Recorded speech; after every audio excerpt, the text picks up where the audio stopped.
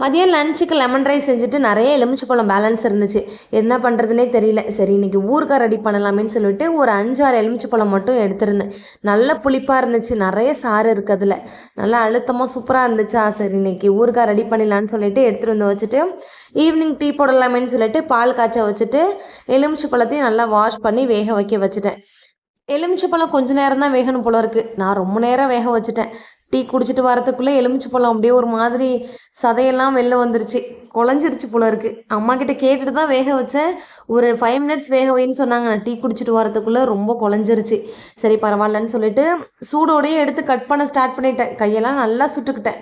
அதை எப்படியோ ஒரு வழியாக கட் பண்ணிவிட்டு எப்பயும் மாதிரி தான் தாளிக்கு செஞ்சேன். கடாயில் கொஞ்சமாக கடுகு வெந்தயமும் சேர்த்து நல்லா ஃப்ரை பண்ணி எடுத்து வச்சுட்டு அதே கடாயில் கொஞ்சமாக எண்ணெய் விட்டு கடுகு மிளகாத்தூள் சேர்த்து நல்லா பொரிஞ்சதுக்கப்புறமா நம்ம கட் பண்ணி வச்சுருக்க லெமனையும் அதை கூடவே சேர்த்துட்டு கொஞ்சமாக உப்பு, இடித்து வச்சுருந்த வெந்தயம் கடுகு பொடியும் அதுலேயே சேர்த்துட்டு கொஞ்சமாக சுகர் சேர்த்துருந்தேன். ஏன்னா தம்பிங்க சாப்பிடுவாங்கன்னு சொல்லிட்டு கொஞ்சமாக சுகர் சேர்த்துருந்தேன். வெல்லம் இல்லாட்டி நாட்டு சக்கரை சேர்த்துக்கோங்க. சேர்த்து நல்லா எண்ணெய் பிரிஞ்சு வந்ததுக்கப்புறம் இறக்கி சர்வ் பண்ணிங்கன்னா சூப்பராக ஊறுகாய் ரெடி ஆகிடும்.